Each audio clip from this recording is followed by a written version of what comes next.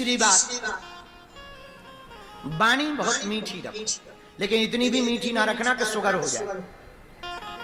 हाँ, बीच बीच में पक्के भी बने रहो, कड़वे भी थोड़ा, कड़वे नहीं सत्यवादी, पर सत्यम ब्रूयात प्रियम ब्रूयात, सत्य बोलो पर प्रिय भी बोलो, सूत्र है ये, सत्यम ब्रूयात प्रियम ब्रूयात, सत्य भी बोलो प्रिय बोलो।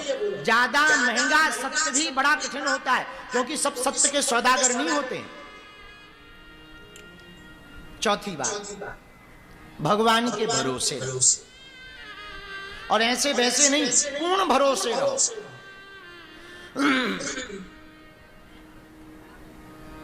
देखो गुरुजी आपको समझा सकते हैं, चलना खुद को पड़ेगा।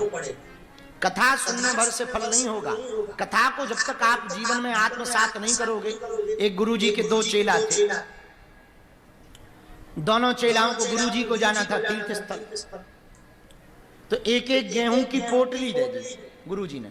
सुनो, हम 2 साल बाद लौटेंगे, तीर्थ यात्रा जा रहे हैं, गेहूं खराब ना हो जाए, बर्बाद ना हो जाए, इनको व्यवस्थित करना।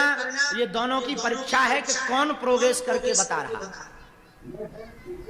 दोनों ही एक ही गुरु के चेला थे, एक जैसी दोनों को पोटली मिली।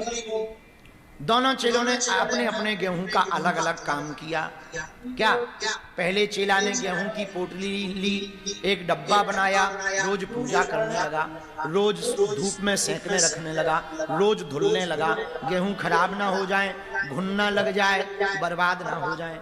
रोज पूजा आरती करने लगा, रोज सुखाने लगा, रोज धोने लगा। लेकिन दूसरे चेला ने ये नहीं किया। दूसरे चेला ने जैसे ही कार्तिक का महीना आया, छोटी सी खेती में बाड़ी लगाई, बाड़ी लगा करके बढ़िया से अपनी छोटी सी कुदाली से जोता, जोतने के बाद में गेहूं को बो दिया। वो बढ़िया मार्च के अप्रैल के महीना में लहलहाती हुई खेती बन करके गेहूं प्रकट हो गए। उसने बढ़िया काटा, थ्रेसर से निकाल कर इतने गेहूं हो गए। फिर उतने को फिर से दूसरे साल में बोया, कम से कम 1 क्विंटल गेहूं हो गए। गुरुजी जैसे ही वापस आए, गुरुजी ने कहा, हम तुम लोगों को गेहूं के दाने देकर गए थे, वो दाने लाओ, देखते हैं कौन कितना केयर कर पाया, सुरक्षित रख पाया। पहला चेला पोटली लेकर के आया तो गेहूं पतले पड़ गए थे, कुछ सूख गए थे, कुछ कमजोर पड़ गए थे, कुछ में कीड़ा लग गए थे। बोले गुरुजी इतने हमने बचा करके रखे हैं, 2 साल में एक भी गेहूं बर्बाद नहीं होने दिया। लेकिन दूसरे वाले से कहा, तुम्हारे गेहूं कहाँ है? वो सीधा बोरा उठा करके ले आया। ये क्या है? बोले गुरुजी आपने गेहूं दिए थे, हमने सोचा पूजा करेंगे तो घट जाएंगे, पर खेती में बो देंगे तो बढ़ जाएंगे। On the Maha Ashtami Tithi of Navratri, worshipping Ma Baglamukhi and Ma Pratyangira can bring freedom from unseen obstacles and negative energies. हमारे पूज्य श्री सन्यासी बाबा,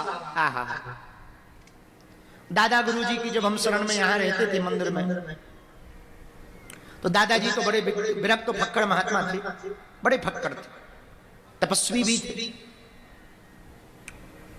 हमारे दादाजी एक बात कहते थे, सुनो बेटा, बुंदेलखंड में बिटवा कहते हैं उसको, सुनो बिटवा, जीवन में चरे बेती रहना चाहिए, मतलब चलते रहना चाहिए।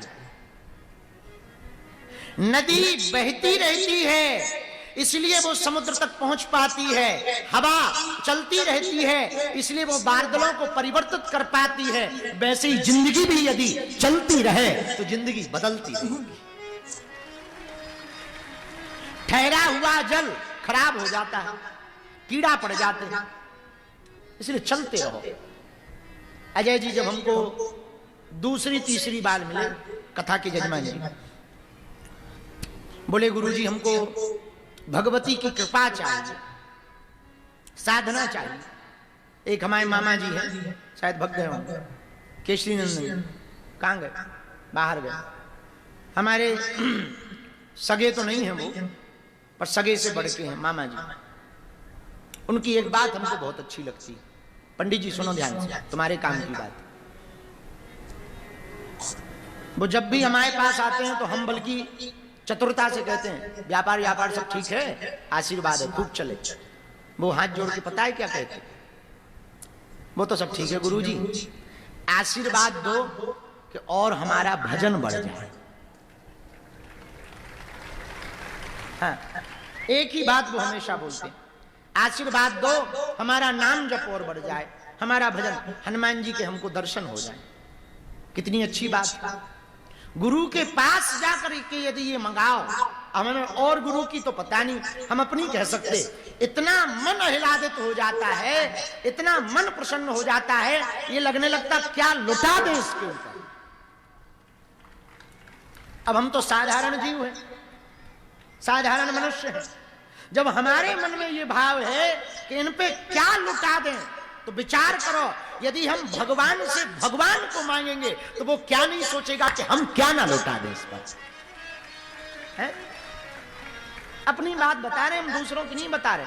आहा, और आप उनके भरोसे रहोगे तो पूर्ण दृढ़ता पूर्वक हम हनुमान जी को साक्षी मान करके अन्नपूर्णा भवन बागेश्वर धाम पर, सामने लाला जी बैठे हैं, बगल में दादा गुरु जी की तपोस्थली है, सन्यासी बाबा की समाधि भी है, पीछे अन्नपूर्णा माता बनती है। यहाँ आज हम आपके